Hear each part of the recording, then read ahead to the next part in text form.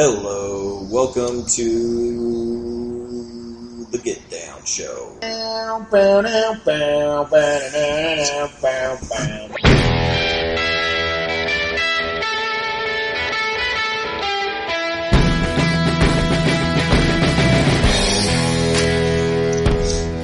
Hey, welcome to Motorbike Mondays, episode 10.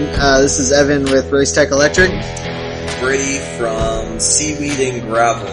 This is Jared from San Diego. I was gonna say, I was waiting for Brady to say it from San Diego. No, I really had to think about that one before. I've messed up the past three, I think.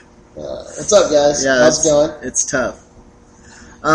So, welcome back. We're finally on schedule again and recording shows every week. So, hopefully you listened to episode 9 last week. That was... Oh, yeah, Niner. That was all about custom wiring harnesses. So, definitely let us know what you think about it. We had a lot of people that were interested in that topic, so I hope we covered it pretty well. Well, let's see. Since we're actually recording this only a couple days after we did number 9, so we don't really have any new emails or comments on the website or anything to read. So we are going to get right to... What's in the shop? Aren't you going to... No, I'm done. He didn't even shake his head. Did you see that? I'm done. I was waiting for I it. just phase it out now. I'll start. Alright, go. CB550 is completely disassembled. The tank is already being painted, and I made the command decision to have the rest of the bike painted by the same guy, just because it's going to be a lot less hassle, and he's going to do it much quicker, and our shop is a freaking mess. What, as opposed to like you painting it? Mm-hmm. Oh, okay. What are you doing with the paint on that? Just gloss black and flat black frame. Oh, okay. Gloss black frame, flat fork blowers. Decals on the tank, or like in... No, it's going to be, I mean, think about like a stock CB550 tank. You know, it has the teardrop kind of thing in it with the second pinstripe, and then it's black in the middle. Yeah. It's like that. It has that same decal, but it's all different colors. So it's going to be a gunmetal gray as the main tank with like a gold flake in it, and then the Gold flake in it? I thought it was just the regular metallic. no, it's like a gold flake. Oh, that's chill. That's going to be cool. Yeah, Like that picture of the car. Yeah. So Okay. it's going to look like a metallic gray, but instead of metal, it's going to be gold. Yeah. Is he adding gold flake to like a gunmetal? I think it's a paint that he, like, I showed him a picture. He's like, yeah, I got it. I know He knows exactly. that? Yeah. Okay. That's So he chill. might be adding gold flake, but then the Honda decal it's gonna have the same white outside border, and then the gold pinstripe in the middle is also going to be gold leaf, which I think it's going to look cool in black. And then hopefully it's not too much. I don't think it will be. I think it'll be just enough. And then the frame is going to be gloss black, wheels gloss black, forks and rear shocks flat, and that's it, I think. Yeah.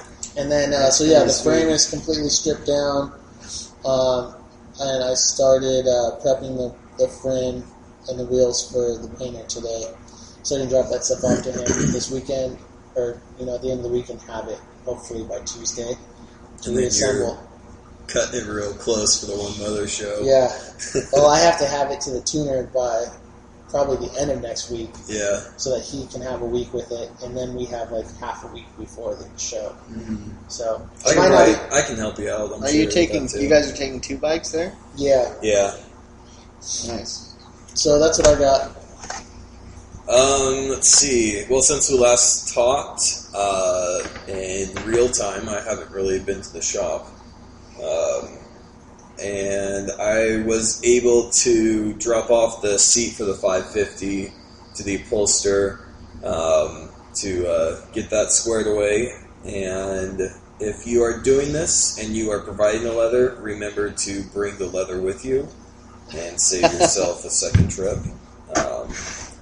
And let's let's see. Yeah, that's pretty much the only progress I've made in the past day. See, How dark this is is it? this is the problem when we get off our schedule because then we don't have very important or interesting updates. That's cool. I mean, I can 2 days I later. can start making some stuff. I can actually schedule my week right now How and let you guys know what I'm going to be up how to. dark do you Yeah, think could that you? weather can get? Probably like a shade darker.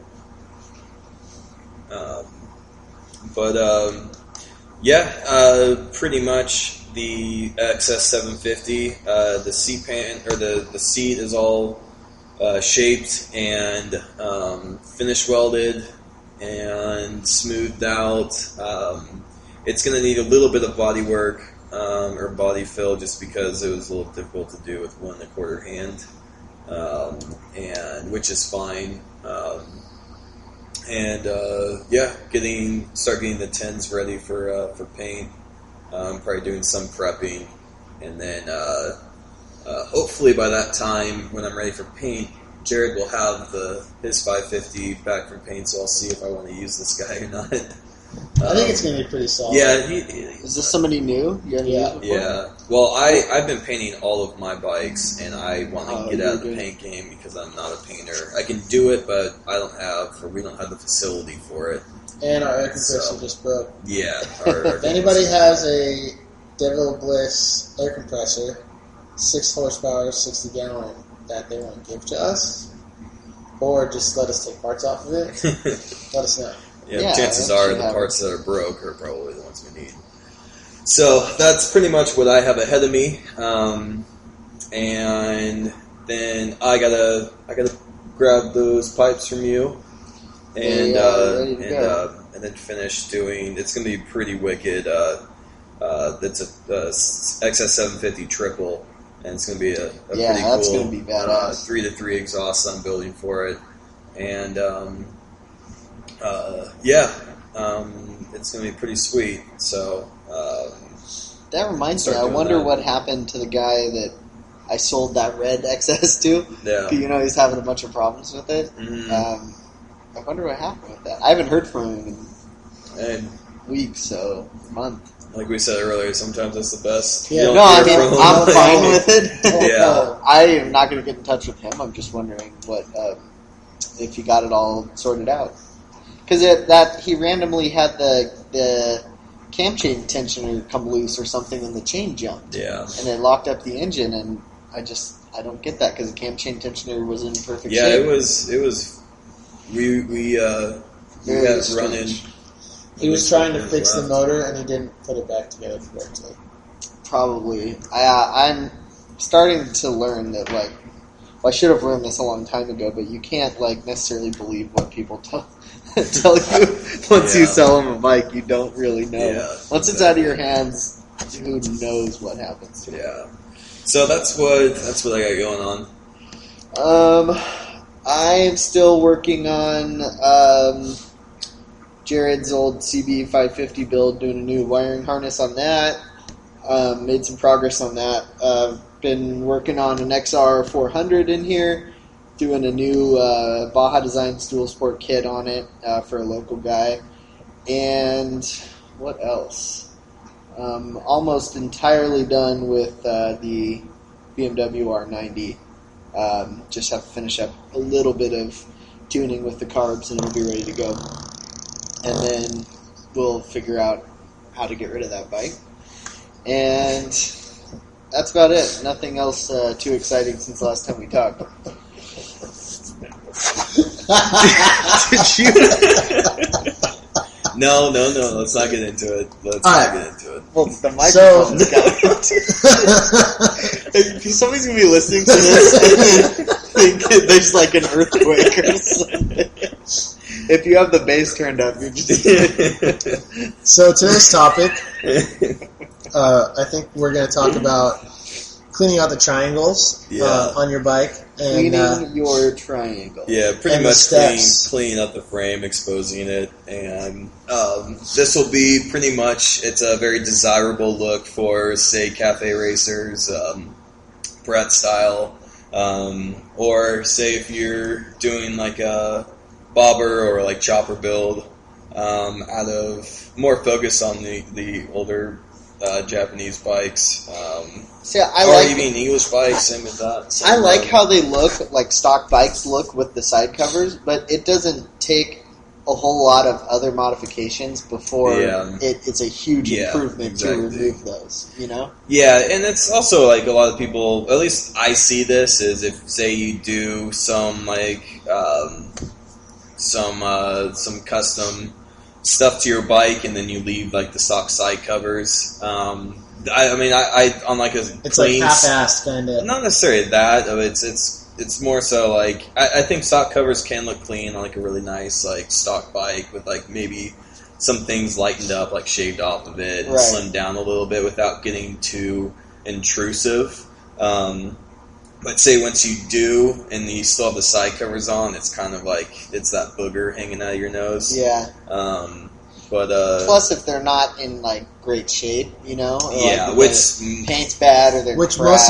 Most of them are cracked. Always the mounting they use, you know, when they use those little like plastic bullets with the rubber grommet, and it's always where they're mounted. They're just like it's very very little reinforcement to keep those from breaking, which is a very common. Then you lose one on the freeway. Well, and then also too, like if you have pods on it and you still have those side covers, it's kind of like, well, you're halfway there. You already did that work. You've done like pretty much half the reasoning behind doing that. Yeah, and also if you are planning on removing if you got the side covers still, there's no reason to remove the airbox and put pods on. The airbox, I mean, it'll save yourself a lot of trouble rejetting and retuning with the stock airbox. So if you are planning on getting rid of the airbox and putting some pods or individual filters or what have you, this is for you. Yeah, it's definitely it's a cool look. It's a nice modification to do. Yeah. All right. Well, first off, let's talk about what's there to begin with. So, if you remove the side covers, what is underneath? Well, under the side covers, we can use the CB550 just as an example, but it's all going to be the same. You can just say bikes. Any vintage. I guess so.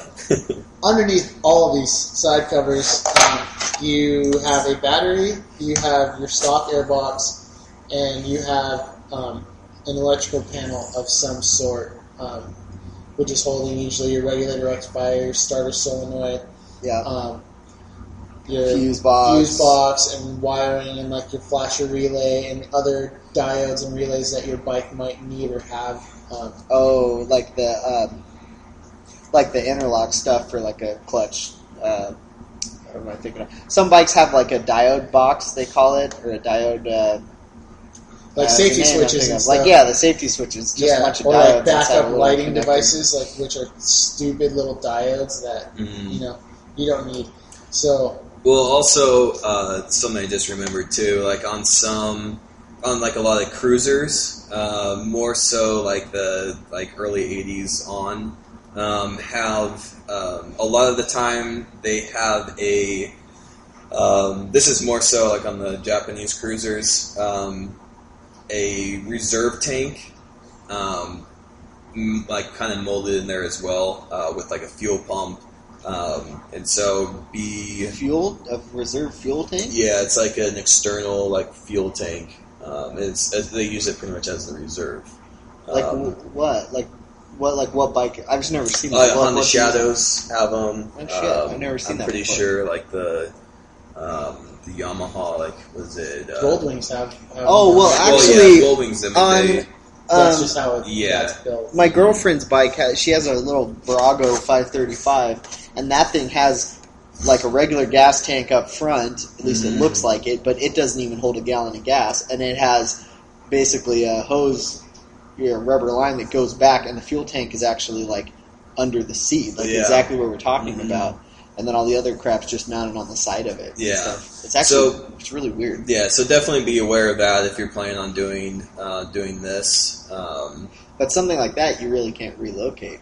Yeah, I mean, you can. You can get a real tank. You can get a real tank if it's like for like say the Goldwing, where it's not, the gas tank is just pretty much a compartment to hold stuff. Yeah. You can put a real tank on there and say the reason for the fuel pump as well is so it pump because you can't use gravity. It's below the carb fuel feeder line.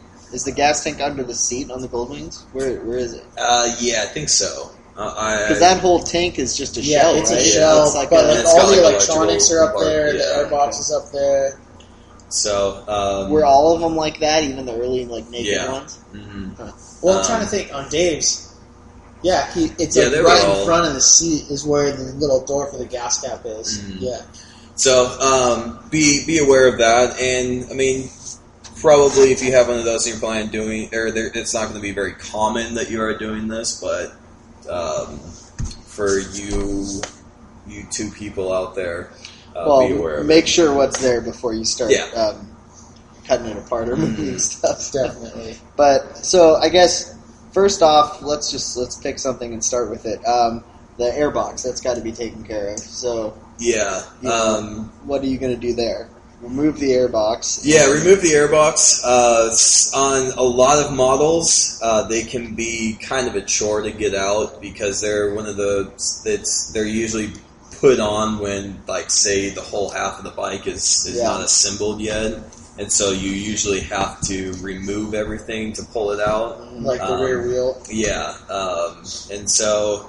If you're not on that CB, for instance, can you get the airbox out through the side of the triangle? Yeah, but you have to take like the battery out and everything out. Pretty much so. And it's still barely. Yeah. Barely I have taken some metal shears and just started cutting away that plastic just to cut into chunks to rip it out.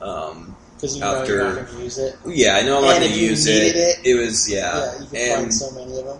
Yeah, I mean, I was taking it out knowing I wasn't going to use it. Exactly.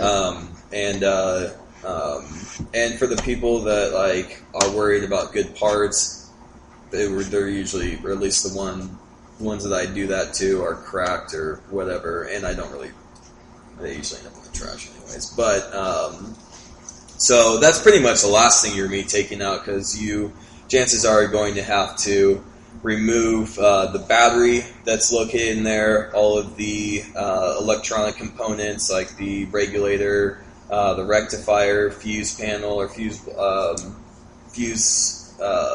box.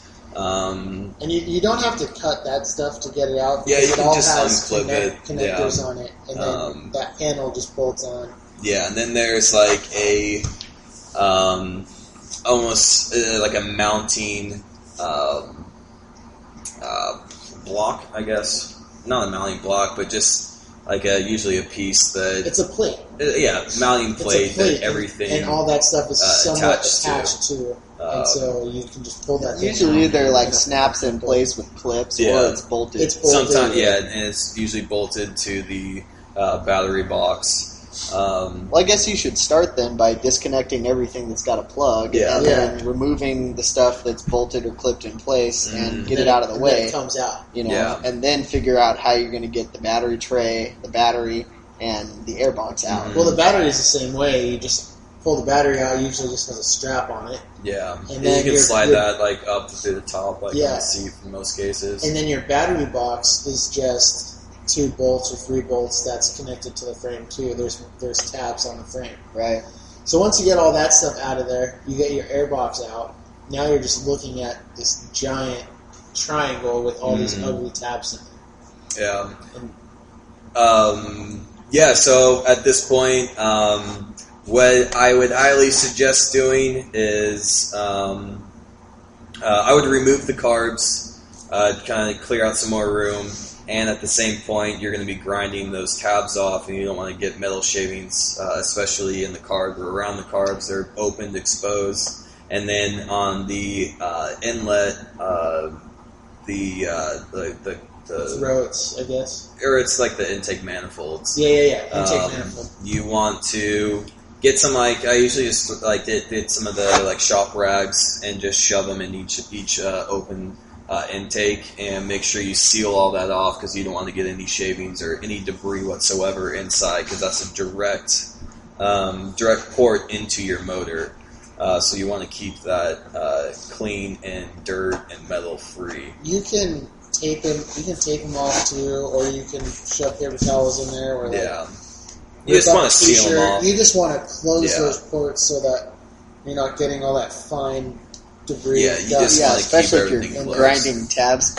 Yeah. Or if at this point, if you're going to be doing some motor work, rebuilding it, doing whatever, you might. I mean, it's safer to pull the motor. Exactly. Same with the exhaust ports too. If you have the exhaust off, the pipes, you want to plug up the exhaust side as well. So once you've taken care of sealing off the motor, you want to get your cutting tool that you're going to be using out. I've used angle grinders, I've used sawzalls or reciprocating saws. Sawzall too. Yeah, that's the reciprocating. So once you have the tabs cut off, I think do reciprocating saws use? saw. Oh, really? Yeah, I don't know. No, Maybe. no. Could be. Sawzall. Everybody knows what a sawzall Yeah, is. exactly. But that's like a brand name, right? Wasn't that what it's Milwaukee like Q-tip. Hey, called tomato, them? It's a tomato. reciprocating it's saw, a reciprocating saw. Fine, guys. I'll just go home, I guess. So what do you use to like clean it up then? Do you just put like a big grinding wheel on your angle grinder and Yeah, smooth it out? I mean, You can. I mean, this is how I do it. Well, and you do it like this too. For the most part, for cutting off those tabs, I use a 4.5-inch angle grinder with a cutting wheel. Yeah. And then you're gonna have like lots of weld to grind down. So I'll put a good flat disc on there to grind down that weld. Right. yeah, you cut as much as you can Of off the meat with a cutoff wheel, and then go back and knock off the welds and smooth everything out. Yeah. Flat disc work great. I don't usually use the grinding disc ever. Isn't a flap disc just for like finishing though? Does they off have a lot of like material? 60 grit, they have 80 grit, they've got 40, 30. I mean, they've got all kinds of grits. I usually start with like an 80 grit and then kind of finish it off with like a 120. And then like final kind of prep work, I'll take like a Scotch-Brite pad or a Scotch-Brite disc For the air grinder. for like the air grinder, and smooth it all out. And usually with like the purple disc, it's like their medium. Yeah, the medium I think. grit. Will be fine. The air grinders come in pretty handy for the really tight spots too. Yeah, and they Like have if you need to get into like a little corner, you can throw your 2-inch disc pad on there with a 60 or an 80 grit and get in there and buzz that down. Or a cool little trick that I've learned is put your little 2-inch disc pad on and get a cutoff wheel for your die grinder, the straight up and down grinder, and then you can get an old pad for like that old grinding wheel and cut it down to the center and just use the little twist in and put that through the hole on the cutoff wheel, and now you have a cutoff wheel on your angle grinder. So you can get that in at an angle at places. Does that make sense? No. on like the die grinder.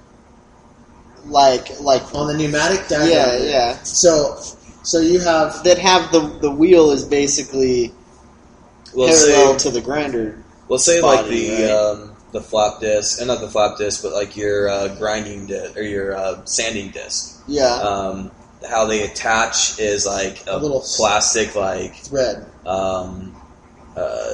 like thread onto the actual mount that's connected to the die pad, grinder. the 2-inch pad. And it's I got a just little. have to look at one because I'm Yeah. not thinking. I mean, I've got one, but I haven't used. I've rarely. Yeah. It's a cool little trick that's come in really handy for me in like tight places, especially when I'm lazy and I'm trying to get something under the bike and I don't want to flip the bike. Wait, so the over. point is to get a small cutoff wheel on it? Is that what you're? Yeah, doing? just to reach in there. A cutoff wheel on your angle grinder Okay. without or die changing grinder. out. No, the die grinder is the straight one. Yeah.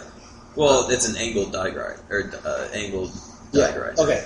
Yeah, you're right. You're right. But so the point is to get that on there without having to take off the disc pad, change out the whole chuck to hold the disc on. It's pretty much, it saves you like removing that attachment and putting on the cutoff wheel attachment. Yeah, that's all. I get what you're talking about. So back to our topic of the day. Let's see. So you have all your tabs removed and ground down, and then, so we'll assume you've got your intake stuff figured out. You're going to use a set of pod filters or something. We kind of talked about that already. You figure out the right size and diameter and all that. But so what about? Let's talk about batteries. So, well, hold on. Another thing I want to add to that is that.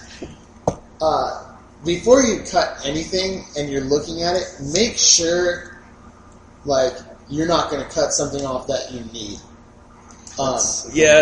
Which has never happened to me, but I could definitely see it happening. But what would you need if you're removing all the stuff there? What tab would you need? Well, I'm outside of the triangles. When you're doing this, if you have an extra mount on, say, your swing arm that maybe your chain cover mounted to, and you want to zap that off really quick, you might do that, or you might have a little bracket on the underside. Still uses a chain cover. Yeah, but you cut them off. Yeah. But I'm just saying, maybe you're thinking you're cutting off the mount for the chain cover, but it's a mount for something else, Okay. Yeah. Pretty much the only ones that or would be an exhaust in the way. mount. Yeah. Yeah. That's It's pretty safe that most tabs on the inside of the triangle you can cut off. The ones that you want to be kind of wary of is, say, some have if it's a disc in the rear in the rear, they have the master cylinder mount on there. There's the that's rear great. the rear brake. Your brake switch. The rear brake switch. That tab. It's not always mounted in there, But just make sure that you're cutting off the stuff that you don't need. Well, how about as you're removing stuff, make a little mark on every tab you're going to remove. Use a flathead screwdriver and etch a little X into it or something, so as you remove stuff, that tab can go. Yeah. And there's same with on the inside. A lot of the times the rear inner fender. Yeah, all those tabs. Those they're just four. Or usually just they just slide in between them and kind of hold them, tension hold them. Cut those off if you're not going to use the inner fender anymore. And be very careful of your tire with your 4.5-inch angle grinder back in there. And also, if there are tabs that are not very easily accessible you could probably get in it with a weird angle. Don't do it. You are messing with things that cut things off for a living, so you want to just kind of. Chances are, if you're doing this, you're going to strip the frame down. If not, I guess not. Chances are. A lot of times you may not, but if you can't get to it safely. Do it when you can, or just, make it safe. Yeah. Take the tire out and lift, and get the bike up, on a jack or something, so that you can get to it at a better angle. Yeah. Without either hurting yourself or damaging part of your frame. Those grinders, I've still got that scar across my thumb right there from an ankle grinder. Oh, yeah. Dude, those things are so gnarly when they. Chop your finger off so definitely fast. Wear some leather gloves or and wear eye protection. Yeah, I've gotten so many pieces of metal in my eye from Yeah, it's not fun, especially when the optometrist decides to take a Dremel tool to your eyeball to And then that's grind like out metal. $300. Yeah, exactly. You had that done? Yeah, it's not Oh. fun. It's a weird feeling. And you're like watching it happen? Yeah. Yeah. Oh, They put, like, They sit there and they like the tech freaking like holds your eyeball open. Oh, they had a clamp for mine. Oh, really? Yeah, it's just a clamp that just kept my eye open. Oh, on me, the Oh lady my like, came god, over I and can't like imagine that. had 2 extra on Q-tips and held my lower eyelid down and then held my upper eyelid up, and like you don't realize how many times you blink until you until you being can't. forced not to blink. Wow. So Well, yeah, just be safe. Wear gloves too, like you said, because that was the only Mhm. reason I didn't cut my finger off is Yeah. because I had a glove on, and the glove actually melted into my finger. Yeah. And it took like 2 weeks later. I pulled out a strip of like melted Mhm. like. Leather, vinyl.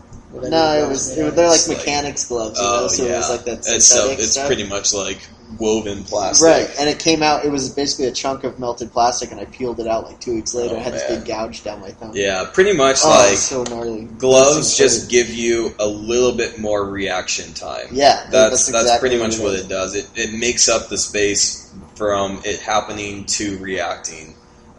Which when it hits you, it's already too late when it hits your skin. So. Or when you've realized that. Yeah, exactly. So be safe and definitely wear gloves, eye protection, and throw some ears on because you may be able to handle it, but that ring in your ear does take a while to go away. Did you see that picture, Evan, of the guy that was grinding with an angle grinder? Yeah, let's not talk about that. That was Wait, neat. grinding what? He was cutting something with a cutoff wheel, and it broke and flew back and like went into It just his cheekbone. sleeved. It just Sleeved sliced into his skin. into his Oh cheek. wow, no. Where was that? Like online or something? Some butthead showed us. No, that sounds gnarly. So, I mean, yeah, I've you might had- want to get a face shield. I've had cutting wheels break before, like while I was cutting metal, but I've never. Yeah, this one like Even hit with split. one. It got split in half and just Oh, sleeved in the jeez. guy's cheek. So, All it batteries. takes, yeah, get hurt with it once, and you'll have a pretty good respect for it. yeah. Batteries, you have a couple different options.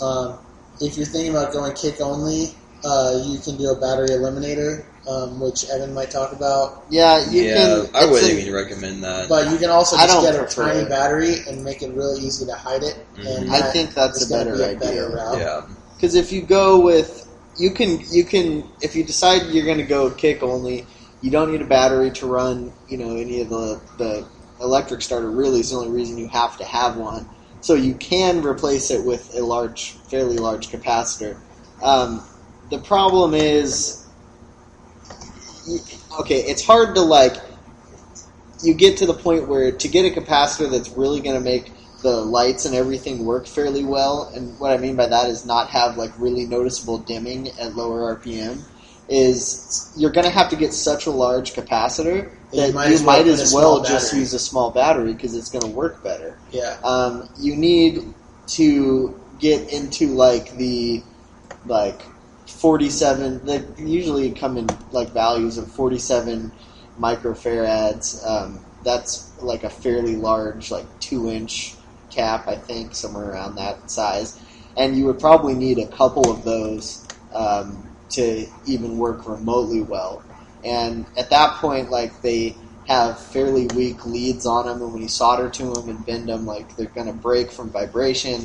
There's just lots of downsides to it overall. And for it to work well, you're going to have to go with really such a large capacitor that you're better off using a battery. And if your bike doesn't start first or second kick anyway, it's just not a good idea to do that. I think in general it's much smarter, especially with as cheap as batteries are now and how good they've gotten to still have a decent amount of power and a really small package. It's probably a better idea to use a battery. You can get them in just about any shape you could think of. There's a shop called Batteries Plus that's all over the place, and they've got batteries in every shape and size and power output, and you can always find something that will work. yeah. But talk about like where you guys mount them, because there's you put them in places where they don't like the one. What was I thinking of? Oh, that last CB that you had it mounted down below the swing arm. That was cool. Jared and I both. I mean, it's and a lot of other builders have. It's kind of like a not a cheat, but it's the easy way to hide something, especially a battery. Because that's usually, I mean, the number one question I get from people emailing where's to the battery is where's the battery? Yeah. Jared and myself, we like to use the space underneath the swing arm. We usually zip off the center stand, and so that leaves you a lot of dead space, and it's fairly hidden too. Yeah, exactly. Because chances are you'll have the exhaust going, pretty much blocking and covering up that area. So it's just a really easy, handy way to hide a battery. Because essentially what you're doing is you're cleaning up this triangle in the frame to hide things and kind of open it up. Which you can also mount kind of higher up the battery, like get a sealed battery, lay on its side, kind of tuck it up, kind of make like a cool battery box, and you can, and it still looks good. It's wherever you decide to.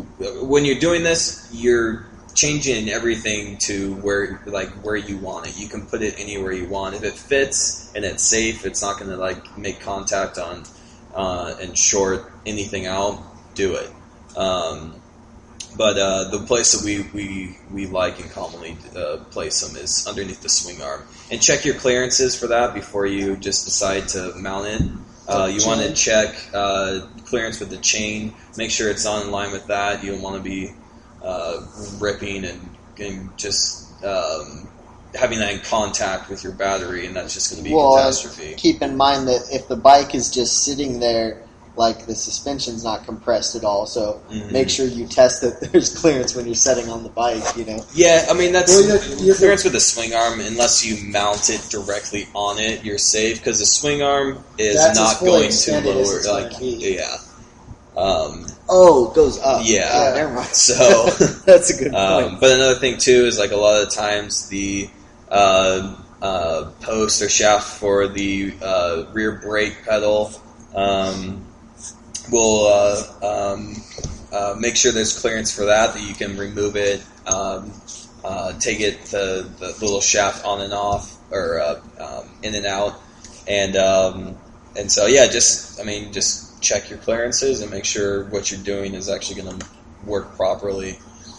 If you're doing like a cafe style or with a seat cowl in the rear, that's a very common place to put it. If I do have a build with a seat cowl or a seat hump in the rear, that's usually where I'll put it. It's an easy spot. It's easy to make mounts.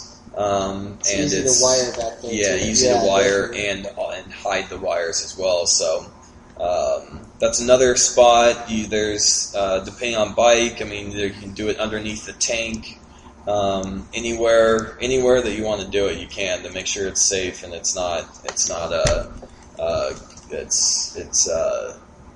not going to make contact with any part that's going to short out. And it's key if you can make it somewhat accessible too. If you can access the hot in the ground. So say you had to check your voltage or something. Mm-hmm. If you have to take off 7 things to get to your battery, that kind of almost defeats the purpose. Yeah, because the battery is one of the things that needs to be maintained too, especially if you're not going to be riding it often to keep a good charge on that battery.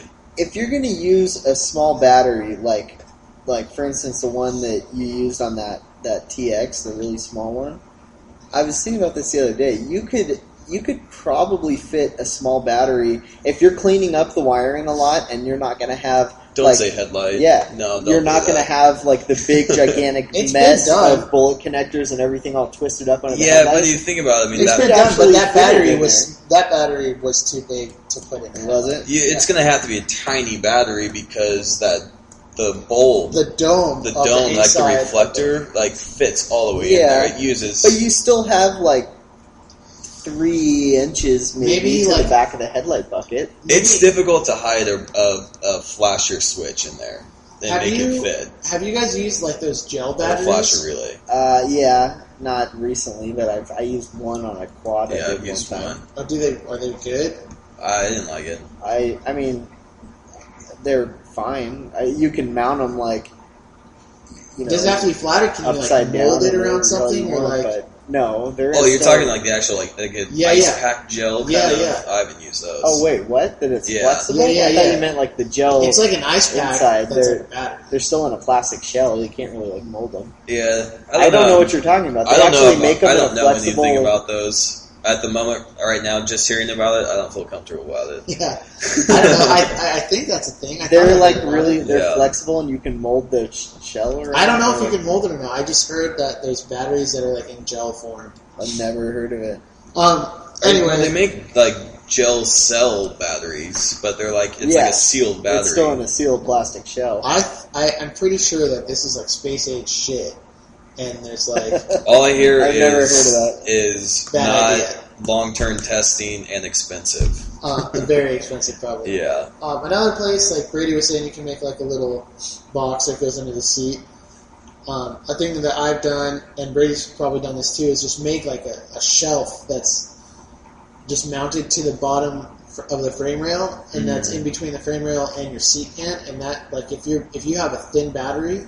Because they make batteries in all different like shapes and flat sizes. batteries, a flat or battery, skinny ones. Yeah, you can set it in there, or if it's a little bit bigger, you can drop it down just a little bit and extend it that whole length of underneath the triangle, and nobody will know the wiser that it's under there. I've done that on a couple bikes. Yeah, pretty much. If you have a small CC motor, say like a 400 or 350, something smaller, or around that range or smaller. Or kick only, you pretty much there is an unlimited amount of batteries for you, with all different dimensions. Have you ever seen look into scooter batteries for like those smaller CC batteries? Those they usually use UPS batteries, which they don't work great with like high discharge for like starting them like a starter motor. Battery? Is that what you're talking about? Like no, plus they're not made to handle the current, the constant fluctuations of the voltage jumping around. Yeah, that's what I meant actually. Because the UPS batteries are meant to like not be used, stay at peak charge, and then do like a shit ton of work for 10 minutes and then not be used again. And these things get cycled so hard and the voltage is never steady. I was more talking about like it's an actual motorcycle battery that is sized for a 150cc scooter. So it's like that's what I had in there before. Is it the same size as that battery in the back of that thing right now? It's smaller. Well, it's different. It's different dimensions, but yeah, it's smaller. But it doesn't have as many cranking amps. Right. And it would start that bike fine when it was hot, but not when it was cold. Right. Yeah, generally what I've kind of I've gotten by with and used reliably as far as like the smallest battery size for still utilizing electric start. I mean, if you're getting like to a bigger CC bike, I've used this on like a 750 and was probably pushing it, but like on a 9 amp battery. Will pretty much like a 9 amp sealed battery can crank over electric start on like a 750, but you're not going to get as many cycles out of it. Does anybody make batteries in cylinders like that are like a round, like a tube? Yeah, I think like ballistics might have a battery like that, but you're talking like lithium batteries. That.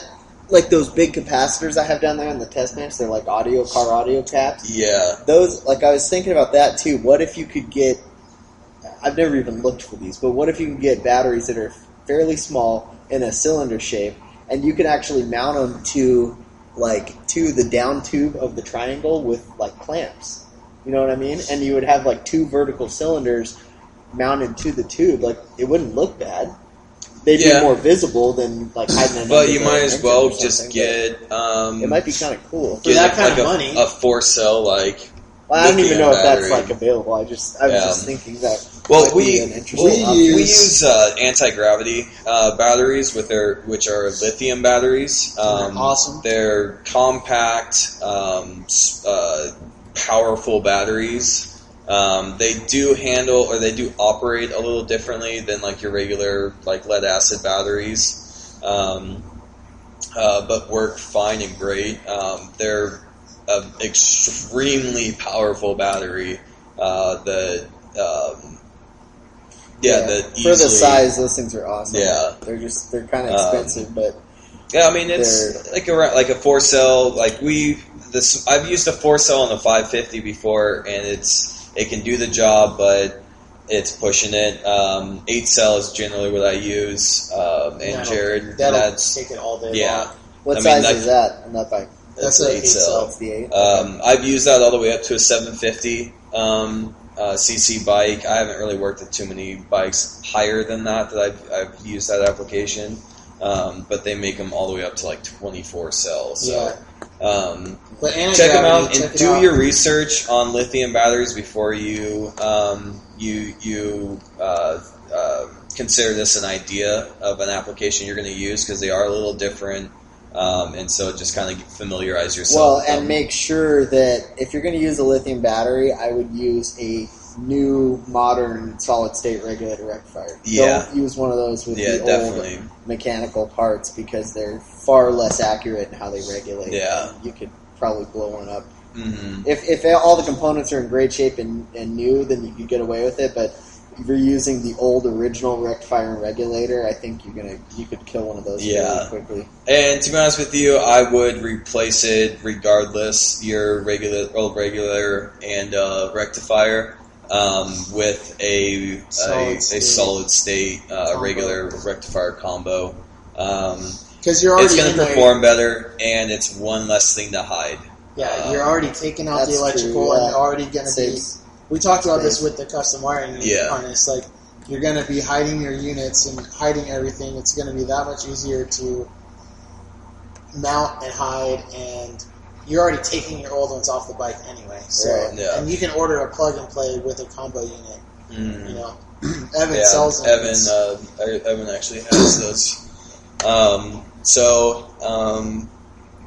That takes care of like moving the battery, moving it around, the triangles. Yeah, and all this stuff. I mean, you can mount it anywhere. I mean, as far as we've talked about before, like the regular rectifier, like combo, if you switch to that, or even the older ones, like you want to make sure that it gets cool air flowing through it, because you don't want to burn those out. They do get hot.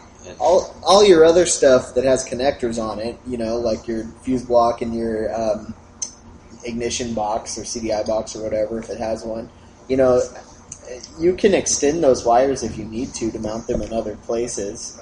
But going back to last week, you know, you probably already have cleaned out your triangles before you're making your custom rack wire. I would definitely do that first and figure out where you're going to relocate these things before you start working on your harness. Because it's going to be a lot nicer if you you actually make a new harness to fit all this stuff perfectly, instead of, once you start relocating stuff that the wire links were made for this specific location, I would not going to have enough, or you're going to have a lot of extra wires. Yeah, exactly. I would definitely suggest at this point, if you're planning on doing this, you're planning on doing a custom wiring harness for it.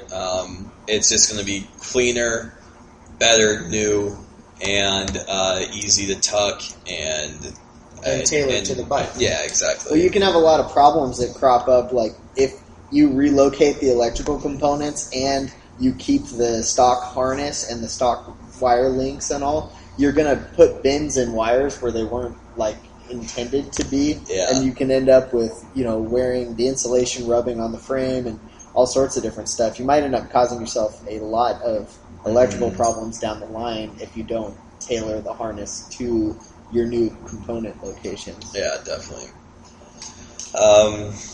Let's see. What about... So, I mean, now that you have your battery relocated, your frame your triangles are ground out, you're left with bare metal on your frame. If you're going to paint your frame, when you're done, if you're doing a full custom build, I would say don't worry about this at all right now. If you're not going to, tear your engine or pull your engine and paint the whole frame, just get a rattle can and cover it. If you're just doing a quick little thing, just get like a semi-gloss. Like most of these bikes, by now, they're not gloss black frames anymore, right? Mm-hmm. Satin will. Yeah, satin will be fine. Nobody will notice.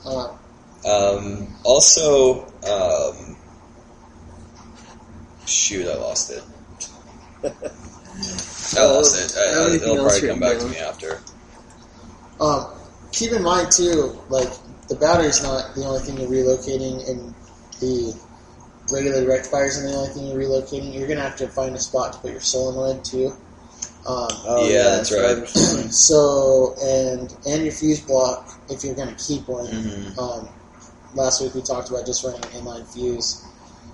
One thing I'd recommend if you're moving your starter solenoid somewhere and you need to, so like the battery connection is not going to be long enough anymore. Obviously, if you have plenty of extra length, you can cut it and put a new connector or a new tab on it or whatever. But if it's not going to be long enough and you need it longer, I would really recommend replacing the whole thing, the entire thing, instead of using a crimp or something and trying to extend it. Yeah. Because that needs to carry so much current. And if, I'm using that as an example. That's why I thought of it. Hey, it was like my first one. When you add a crimp there to extend that, you're adding a really high resistance point and somewhere that carries a ton of current. And it can be a place that will attract a lot of corrosion, and it could melt. There's all sorts of things that can happen. Mm-hmm. That one held up. There's really no problem. That thing held up fine. But it's just, if you're going to do it, I would replace the entire wire, so it's never going to be a problem. Was that on the battery, or was that going to the starter? No, it's going to your starter solenoid. Yeah. It's going to the actual starter. From the starter solenoid. Oh, sorry. Yeah, starter solenoid to the starter. Yes, that's what was extended. Yeah, and what I've also done too in the past was I've taken like 8-gauge wire and taken the insulation off, so it just exposes all of the copper wire, and just make it long enough, and then fold it over, and then just twist it. And for what? For like a connection, like say to the battery, to my starter relay, to the starter motor, to have a thicker gauge wire. Yeah, so it's just a thicker gauge wire, and then then do like a couple like heat shrinks, maybe a little wrap of electrical tape, and then heat shrink over it. Make sure it's thoroughly insulated and protected. Yeah, I mean, as long as you insulate it well, I don't see why. Yeah, so I mean that's another thing too. I mean, I know like I've done some like before. I was like kind of looking up like I need like a custom like battery cable length, and like not really getting anywhere. It's like screw it. You don't have it at AutoZone, man. And so I've run into that. Well, if you go to AutoZone though, you're going to get them usually with car connectors. Yeah, exactly. And they're like 4-gauge. Right. You don't. So I mean, don't necessarily. I mean, you can use like thick ass wire. What would you say, like a gauge, like battery cable? I thought you said like 10. I prefer thick ass gauges. A 10 is fine for bikes. Okay. 10 is totally fine. Even to your starter too. You think? Yeah, I mean, it's not going to hurt if you go bigger. You could use an 8 shirt, but I've always used 10 and it's fine. Never had a problem. For me, I didn't really know, so on I just a massive engine, maybe if we're getting bigger than like a 750, it's not going to hurt to go bigger. But even on like a GS6R 1000, I was working on one of those a couple months ago. That has 10-gauge wire for the starter, from the solenoid to the starter. I don't think there's any problem doing that. Okay, yeah, so because we're not talking about the same amount of current to start a car. Yeah, exactly. So 10 is fine, I think. So, and there you have it. For me, I just didn't really know and I was unsure, so I was like, well, I'm just going to make the thickest cable I can do. It's not going to hurt. So, definitely not going to hurt. Yeah. And also one more thing, too, that when Jared was saying about like spraying it, the exposed metal. If this is kind of like a long-term project, and you are like kind of in weather conditions where there is a lot of moisture, just spray it with primer or something for the time being. That way you can save yourself some derusting in the future. Yeah, so I mean it's pretty common knowledge, but healthy reminder. Even if you think you're going to paint your frame down the line, but you still want to ride it, I would just say spray it right then because you're going to paint it. So, but you don't want to ride around on a bike that's got patches where you freaking bare metal where you cut it out, and that's going to turn to rust. So, but yeah, I think that pretty much covers cleaning out the triangles. And you'll know, or you'll experience if you're doing this or plan on doing this. It's a lot more difficult than what we just kind of listed off our bullet points, but it can be done, and it's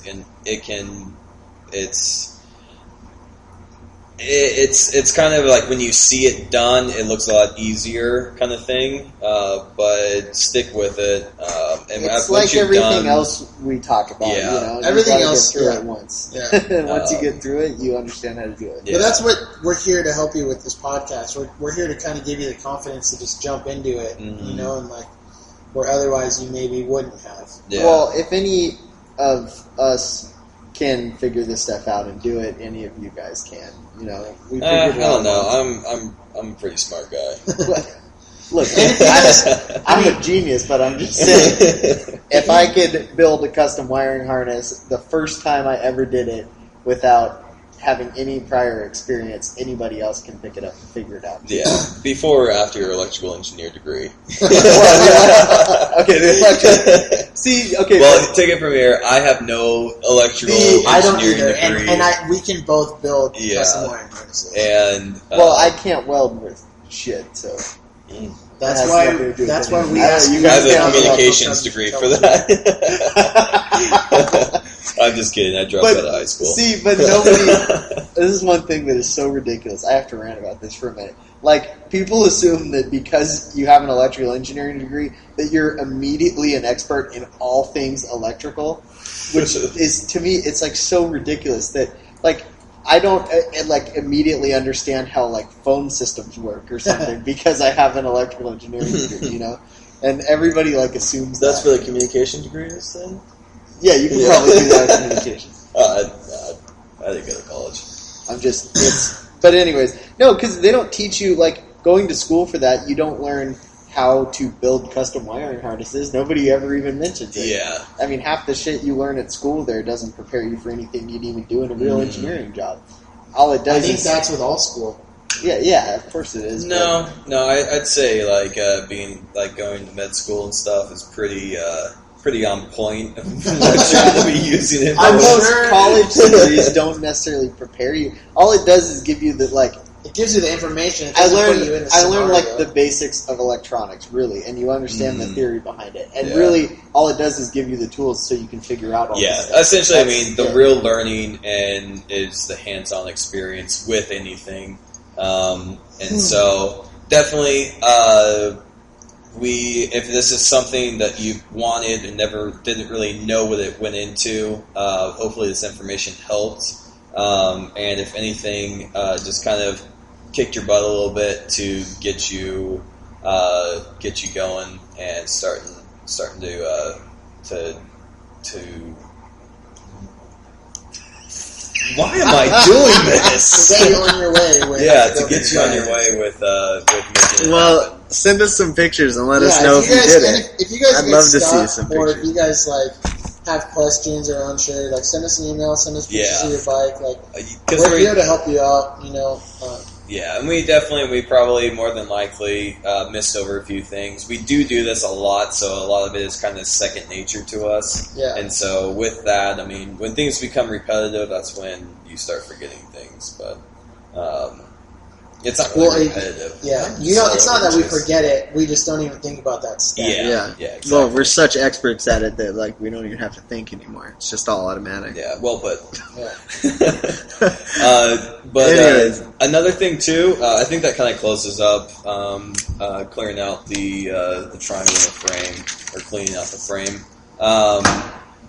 If you guys have any suggestions as far as topic-wise, if you have like on top of like any issues you might be going through with your current build that you possibly might think we could do a show out of, we are interested in hearing what you guys might want to hear, and kind of make a show out of it. So let us know. Get in touch with us at motorbikemondays.com. You can send us an email at contact@motorbikemondays.com. So anyways, thanks for listening, and we will be back next week with another exciting motorcycle topic.